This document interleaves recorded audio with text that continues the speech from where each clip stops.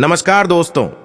हिंदू सनातन धर्म में दो महत्वपूर्ण तिथियां ऐसी हैं जिनके बारे में कहा जाता है कि भूल कर भी भूल ही नहीं सकते, और वह है अमावस्या और पूर्णिमा तिथियां।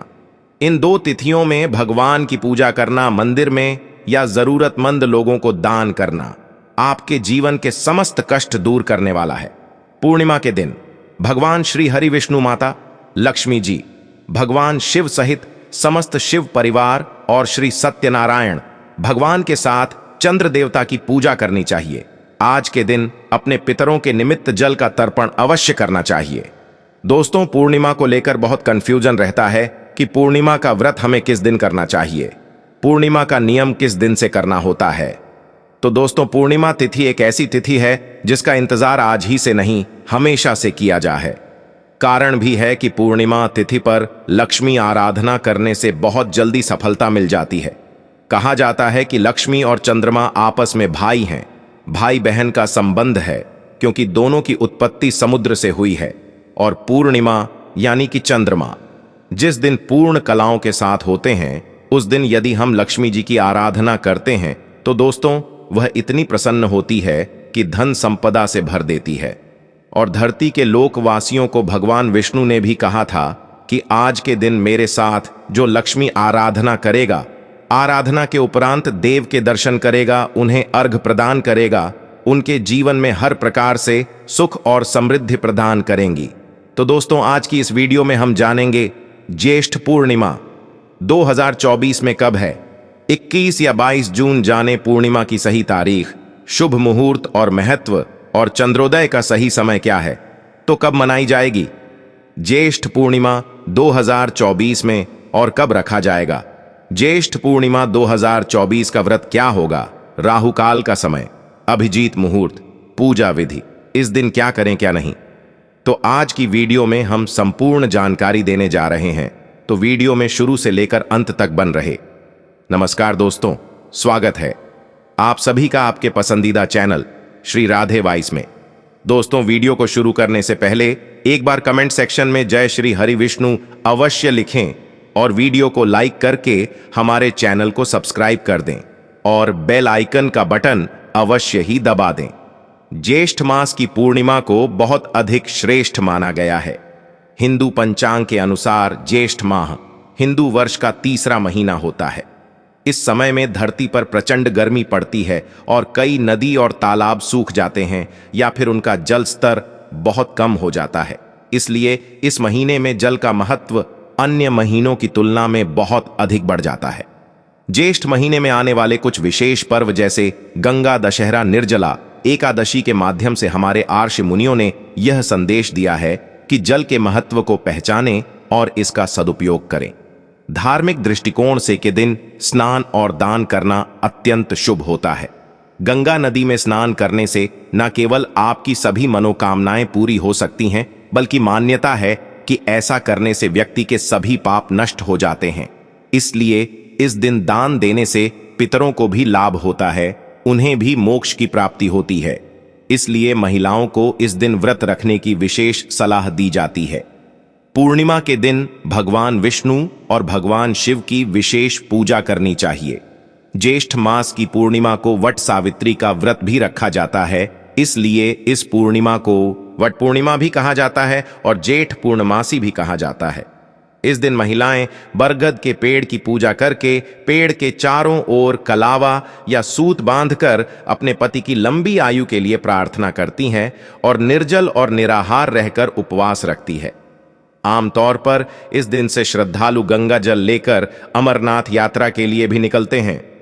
यह तिथि चंद्र देवता को भी समर्पित होती है। इन चंद्र देवता की पूजा करने से कुंडली में चंद्र दोष दूर हो जाता है और चंद्रमा की पूजा करने से दाम्पत्य जीवन भी सुखी रहता है। आइए जानते हैं कि ज्येष्ठ पूर्णिमा का व्रत इस बार कब रखा जाएगा और पूजा का शुभ मुहूर्त कब रहेगा। पूर्णिमा तिथि के दिन देवता की पूजा की जाती है, तभी उपवास पूरा होता है। तो चंद्रोदय का समय उस दिन क्या रहेगा। लेकिन दोस्तों, अभी तक आपने वीडियो को लाइक नहीं किया है तो वीडियो को लाइक करके चैनल को सब्सक्राइब अवश्य कर दें, और हां, पास वाले बेल आइकन का बटन दबाना बिल्कुल भी ना भूलें। इस बार ज्येष्ठ महीने की पूर्णिमा तिथि 2 दिन रहने वाली है। ऐसे में आपको बताते हैं कि किस दिन पूर्णिमा का उपवास रखा जाएगा और किस दिन स्नान दान किया जाएगा। पूर्णिमा तिथि प्रारंभ होगी 21 जून शुक्रवार को सुबह 7 बजे से, जिसकी समाप्ति 22 जून शनिवार को सुबह 6:37 पर हो जाएगी। और हिंदू धर्म के अनुसार जिस तिथि में रात के समय चंद्रमा भी उदय हो रहे हो, उसी पूर्णिमा तिथि को पूर्णिमा की पूजा करनी चाहिए और व्रत भी रखना चाहिए। इस प्रकार से इस बार 21 जून शुक्रवार को पूर्णिमा का व्रत रखा जाएगा। वट पूर्णिमा व्रत भी इस दिन रहेगा। श्री सत्यनारायण भगवान की पूजा करके सत्यनारायण भगवान तिथि 21 जून को रखा जाएगा।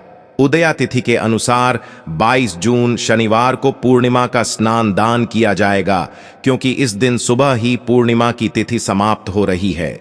ऐसे में शाम के समय की जाने वाली चंद्र देवता की पूजा भी आप 21 जून शुक्रवार के दिन ही करें।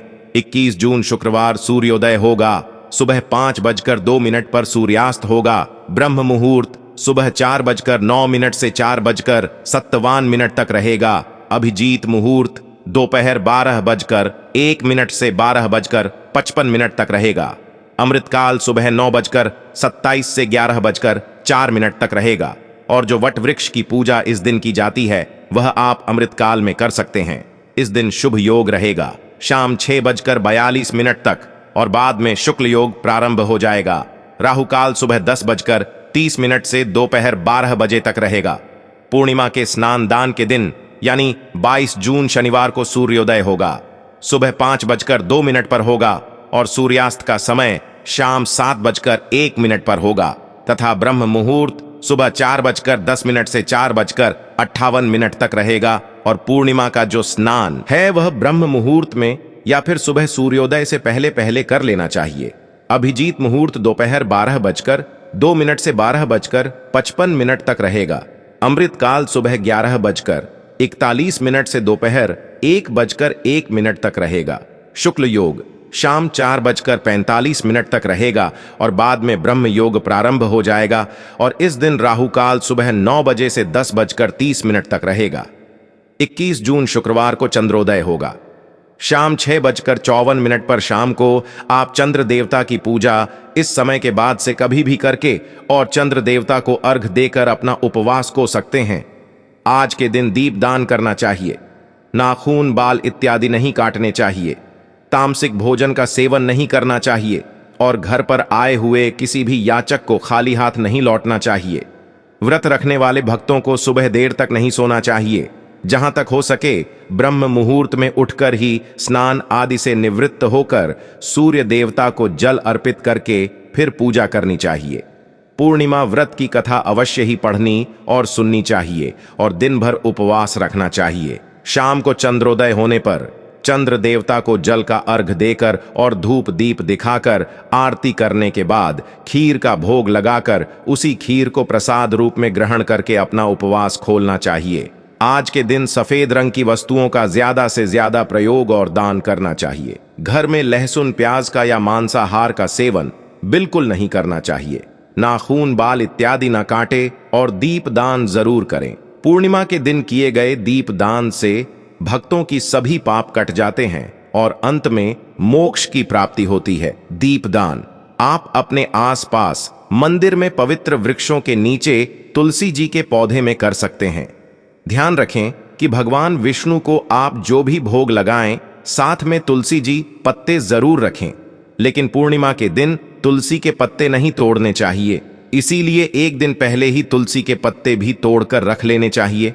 जिन लोगों की कुंडली में चंद्र दोष हो, मन अशांत रहता हो, बहुत ज्यादा मानसिक तनाव रहता हो, ऐसे लोगों को चंद्र देवता की पूजा अवश्य करनी चाहिए।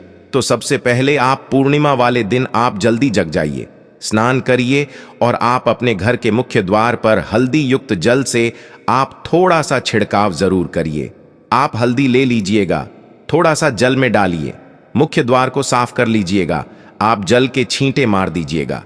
घर में जो पूजा पाठ करना है कर ले। पीले चावल में थोड़ा सा हल्दी डाल करके आप पक्षियों को पीले चावल दीजिएगा। गौ माता को बेसन से जुड़ा हुआ कोई भी पकवान, बेसन से बनी हुई रोटी या बेसन से बना हुआ हलवा आप गौ माता को खिलाइए। बहुत बड़े दुख, तकलीफ और कष्ट दूर हो जाते हैं। दोस्तों, आज भगवान सत्यनारायण की कथा घर में करना और सुनना दोनों ही बहुत लाभप्रद होता है। तो सत्यनारायण भगवान की कथा यदि आप घर में नहीं कर पाते हैं तो आप जो पूजा होती सामान्य भगवान विष्णु जी और लक्ष्मी जी की, वह आप जरूर सुनिए। दोस्तों, आपको बता दूं कि कलयुग में हर कामनाओं की पूर्ति के लिए सत्यनारायण की कथा कराई जाती है। घर में जो भी शुभ और मांगलिक कार्य होते हैं उससे पहले सत्यनारायण की कथा कराई जाती है। और मैं खुद का अनुभव बता दूं कि सत्यनारायण की कथा मात्र कुछ दिन सुन लिया जाए, 5, 7 या 12 पूर्णिमा, तो आप देखेंगे कि जिस मनोकामना की पूर्ति के लिए पूर्णिमा की कथा आप सुनते हैं, श्रवण करते हैं, आपकी कथा खत्म हो जाती है। तो आप कथा सुनने का पुण्य फल जो है ले सकते हैं। कलयुग में सभी कष्टों को दूर करने वाली होती है। पूर्णिमा के दिन आज नहाने के पानी में थोड़ा सा तिल जरूर डालिए। सभी परिवार के सदस्य नहाने के पानी में तिल मिलाकर स्नान जरूर कीजिए। इसका बहुत अधिक लाभ आपको मिलेगा। तिल के स्नान और दान से जीवन के सभी कष्ट दूर होते हैं। दोस्तों, आज भगवान विष्णु की माता लक्ष्मी के साथ पूजा जरूर करिए। दोस्तों, जानते हैं आप क्या क्या दान कर सकते हैं? तो जो भी आप दान करना चाहते हैं संकल्प करके दान कर दीजिए।